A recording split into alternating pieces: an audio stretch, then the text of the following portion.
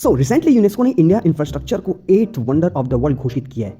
अच्छा, नहीं किया है तो करते क्यों नहीं भाई? क्योंकि हमारे देश में जो बन रहा है वो किसी अजूबे से कम तो नहीं है। जैसे कि ये फिशरी डिपार्टमेंट की बिल्डिंग, ये प्रोटोटाइप है। बिल्डिंग ऐसी बननी चाहिए थी पर बनी ऐसी है, और वो विश्व प्रसिद्ध बिहार टावर तो है ही। फिर रिसेंटली जो भोपाल में एल शेप ब्रिज बना है, कौन सा ऐसा आर्किटेक्ट इंजीनियर है जो ऐसा सोच सकता है? सिर्फ हमारे देश में ही ऐसा हो सकता है कि सड़क के बीचों बीच नाली खोद दी जाए। अब बताओ भाई, गाड़ी कैसे जाएगी? मैं हमेशा से सोचता रह गया कि ये सरकार को ढंग का इंफ्रास्ट्रक्चर बनाने में दिक्कत ही क्या है। ऐसा क्या बदलाव लाना पड़ेगा कि वो ढंग की चीजें बनाने लग जाएं। बट मुझे अभी रियलाइज हो रहा है कि कोई नहीं, कुछ भी बदलने की जरूरत नहीं है सिवाय मेरे नजरिए के। Age of 2025 3.27 million square kilometre के भारतीय लैंड एरिया में करीब 1.44 बिलियन लोग रहते हैं, जो इस धरती के हिस्से को दुनिया की सबसे बड़ी पॉपुलेशन बनाता है। जो देश का एसेट हो सकता था, हमारी सुपर पावर बन सकते थे, लेकिन ये बस देश को बर्बाद करने पर तुले हुए हैं। चुपचाप ये 18% ग्लोबल पॉपुलेशन, देश का 4% फ्रेश वाटर भी पिए जा रहे हैं। ऊपर 60 रुपए खर्च करना दिन का तो बहुत बड़ी बात है हमारे लिए। 15 से 29 साल की यूथ पॉपुलेशन में 17.2% अर्बन एरिया में और 10.6% रूरल एरिया में लोग अनएम्प्लॉयड हैं। और मजे की बात यह है कि इसमें भी 29.1% लोग ग्रेजुएट हैं जो कि अनएम्प्लॉयड हैं, जबकि कंपैरिजन में सिर्फ 3.4% इलिटरेट लोग अनएम्प्लॉयड हैं। मतलब अपने देश में अनपढ़ लोग से ज्यादा पढ़े लिखे लोग अनएम्प्लॉयड हैं। क्या हो तुम?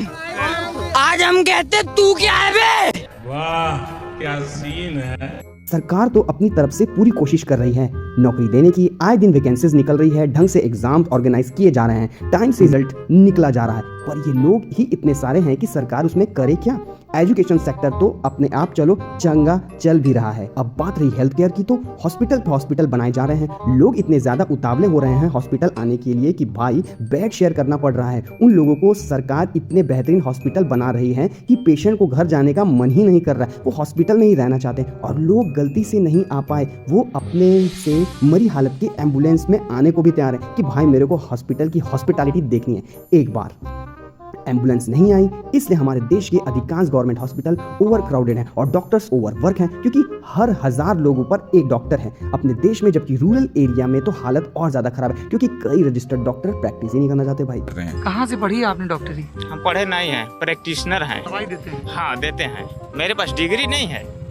प्रैक्टिस इतने सारे लोग हैं हमारे देश में कि आपस में टकरा टकरा के ही मर जा रहे हैं। रोज देश में करीब 400 लोग मरते हैं, और इसलिए इंडिया रैंक 1 पर है फॉर टोटल रोड एक्सीडेंट। चलो भाई, कहीं तो रैंक 1 है, टच वुड करना कहाँ है? और इन सब का दोष तुम किसको देते हो? सरकार को। But you never know, realise की गवर्नमेंट काम कर रही है। ऐसे बेकार इंफ्रास्ट्रक्चर बनाकर गुजरात में जो गंभीर ब्रिज कोलैप्स हुआ वो 90s 80s में बना था, और अभी तक अपनी सेफ ऑपरेशनल लाइफ जी चुका था। यहाँ तक कि लोगों को दिखा रहा था कि वो पुल ढह चुका है। For years, locals warned that the bridge was unsafe.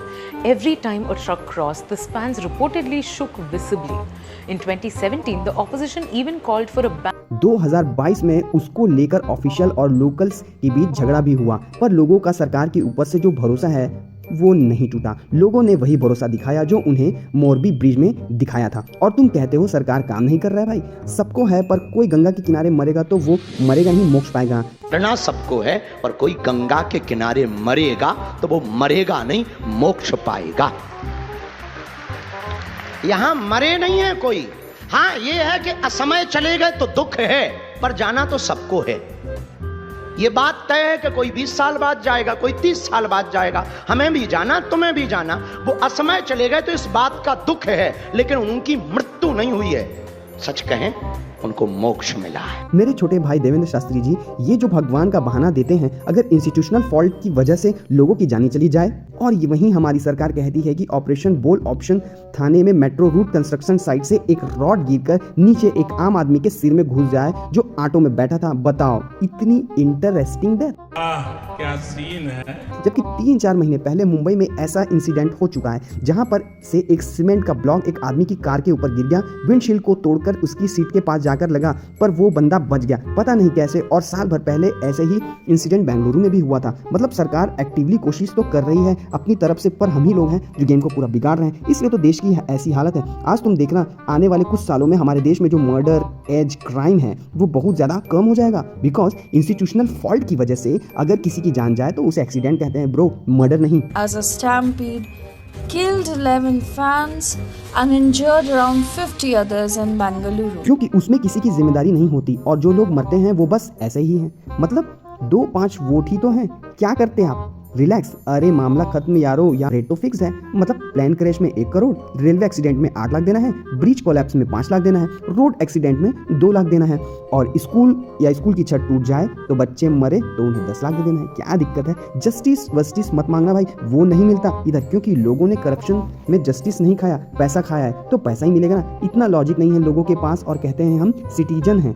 ये 25 जुलाई को राजस्थान के पिपलोड़ी गवर्नमेंट स्कूल के क्लासरूम का छत गिर गया, जिसकी वजह से 7 बच्चे मर गए, 27 बच्चे इंजर्ड हो गए। बच्चे स्कूल में पढ़ते पढ़ते नहीं पढ़ गए। पता नहीं मेरे को ये सब बोलने में इतना इनसेंसिटिव क्यों नहीं लग रहा। हो सकता है मैं नम हो चुका हूँ अपने बाकी देशवासियों के जैसे। इतनी सेंसिटिव तो हमें बची ही नहीं। जितने लोग मर जाते हैं हर रोज। Ministry of road transport and highway को 2025 में 2.87 लाख करोड़ का बजट एलोकेट किया गया था और उस अमाउंट का ऑलमोस्ट 95 to 98% नए रोड बनाने में खर्च जा रहे थे। मतलब सरकार को इतना कॉन्फिडेंस है अपनी बनाई सड़क पर कि वो मेंटेनेंस मांगता ही नहीं। वो तो कुछ गिने चुने डेवलप नेशंस हैं जो कि सीक्वेंस % अपनी रोड बनाने में 40% मेंटेनेंस खर्चा करते हैं। पर हमें यकीन है सरकार पर और गडकरी जी के नेतृत्व में को हम लोग ब्लैक लिस्टेड कर देंगे और उनको नया टेंडर भरने नहीं देंगे। मेरा सपना क्या है कि बस होगी, बिजनेस क्लास की सीट होगी, एयर होस्टेज जैसी लड़की होगी, चाय कॉफी समोसा मिलेगा, 2 घंटे में दिल्ली जयपुर 2.25 घंटे में होगा, और उसमें लैपटॉप पर वो देखेंगे और सो के जाएगा, और टिकट रेट डीजल बस से 30% का। बस ये साला बारिश के नींद से उठा देता है।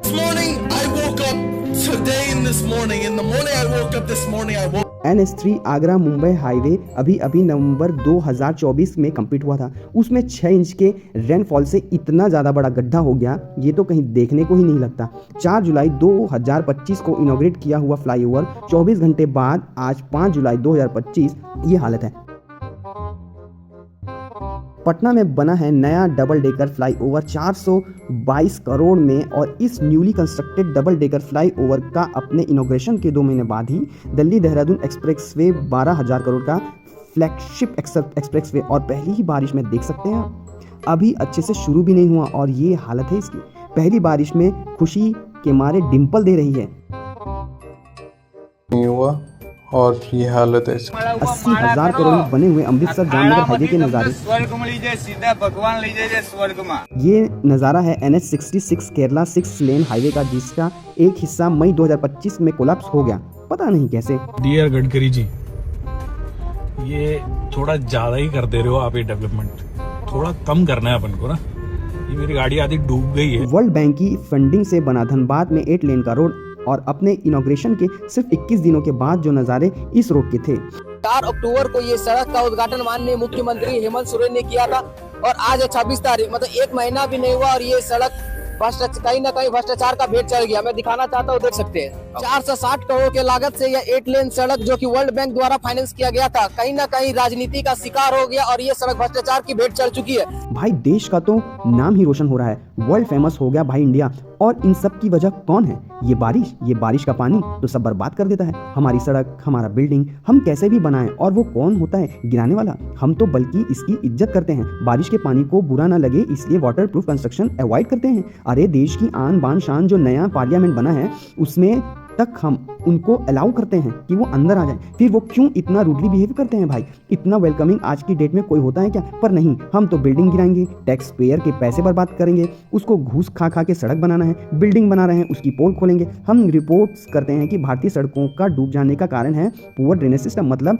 बनाने वाले के ऊपर सब चंगा सी पर नीचे से जब नंगा सी, जिसकी वजह से जो गरीब लोग हैं जो अपने देश के लोगों को वेनिस घूमते हुए देखते हैं इंस्टाग्राम में, जो उनसे कहीं ज़्यादा अमीर है पर उसके पास डेटा फ्री है, इसलिए उनको भी देखते रहो भाई। इंस्टाग्राम पर उनकी वो इच्छा पूरी करने के लिए सरकार उनका घर भी डुबो दे रही है। और बोलता है ले भैया वेनिस आ गया तेरे घर के ही सामने। इतनी खुशहाली देने के बावजूद लोग इन सड़क बनाने वाले को गाली देते हैं सच में। पर कोई उन नगर निगम वालों से, उन पीडब्ल्यूडी वालों से पूछता है, उसको समझता है कि कोई जो बजट एलोकेट किया गया है इसमें जनप्रतिनिधि का हिस्सा, इंजीनियर का हिस्सा, सीएमओ का हिस्सा, उसके बाबू का हिस्सा, कॉन्ट्रैक्टर का हिस्सा और इस जिम्मेदारी को छुपाने के लिए ऑडिटर का हिस्सा देने के बाद कहीं जाकर रोड बनाने के लिए पैसा बचता है और उसमें भी लोग कंप्लेन करते हैं। इंडिया में जीता है, नाली खाली जाती है तो रोड तो पानी जाता है। NH 543 ये अभी रोड उद्घाटन तक नहीं हुआ है, रोड का उद्घाटन नहीं हुआ और गड्ढे दरारें पड़ने लग गई हैं, रोड बैठने लगी है। इससे तो एक्सीडेंट ही होगा। ये रे देखो दरार देखो, बस घूसखोरी का काम हुआ है। अगर इनमें थोड़ी सी भी ईमानदारी नहीं होती ना तो जितने पैसे बचते उसमें सिर्फ सड़क को काला पेंट करके ही छोड़ सकते थे। लेकिन फिर भी सड़क बनाने की जो कमजोर बनती है उसके पीछे यही कारण है। तुम्हें दूर से क्या दिखता है?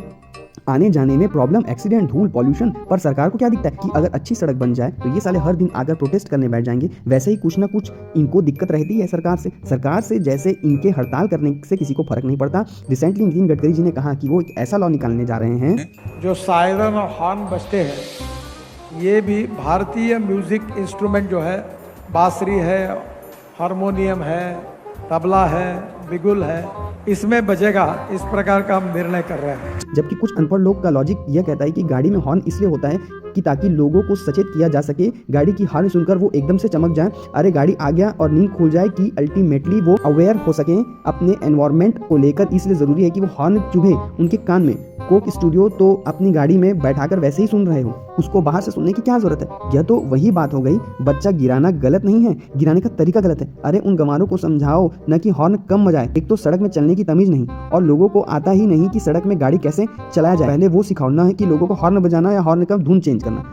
कुछ बुद्धिजीवी तो 1000 लाइट चालू करके गाड़ी चलाते हैं। उनको लगता है चारों इंडिकेटर ऑन रहेगा तो कहीं भी मुड़ जाऊंगा, गाड़ी लो तो टैक्स कटेगा, पेट्रोल भरवा तो टैक्स कटेगा। वो भूटान हमसे ही तेल खरीदकर हमसे ही सस्ता बेच रहा है। इस देश में पैसे की कमी नहीं है, ईमानदारी से देश के लिए काम करने वाले नेताओं की कमी है। एक ठेकेदार आपको नहीं मिले। जब इतना ही पैसा है तो दिखता क्यों नहीं? किसकी घोंसले में जा रहा है? दशकों से बिहार की कोसी नदी में बाढ़ आ रहा है, लाखों लोगों की जिंदगी इधर से उधर हो रही है। वहाँ पर जो है नदी धीरे धीरे बाप से लेकर दादा से लेकर पोता तक दुखे रहा सब दिन। इस लोग दुख से ही लोग मरते रहता सब दिन। किसको नहीं जुगाड़ हुआ कि इसको जुगाड़ करके इस नदी को सही करे, इस व्यवस्था अच्छा करे, कोई आदमी नहीं किया। पता ही नहीं इस गवर्नमेंट के लिए कितना ही मुश्किल है इस नदी को अबैकमेंट बनाना। सरकार पर सरकार बदल रही है लेकिन कोई कुछ नहीं कर रहा। समोसा का रेट क्या है वैसे अभी? अरे छोड़ो, समोसा यहाँ चांदनी चौक पे सस्ता मिलता है और कहीं गोरखपुर में मिलता है, तो गोल बाजार में अलग, हर जगह पे 5 स्टार होटल में उसका रेट ज्यादा हो जाता है। कहीं कटोरी भर छुट्टा में दे देला, कहूँ बड़का मिलाला, कहीं छोटा समोसा मिलता है, कहीं बड़ा मिलता है। ये आज तक हमको भी समझ में नहीं आया। यार मेरी तो आंखें खुल चुकी हैं। मेरे को एकदम रियलाइज हो चुका है कि जो हमारे देश का इंफ्रास्ट्रक्चर है ना वो ही हमें आगे लेकर जाएगा। कितना दूर तक ये मैं नहीं कह सकता, यह तुम मुझे बताओ कमेंट में, सेक्शन में। बाकी मिलेंगे नेक्स्ट वीडियो में। Thank you guys.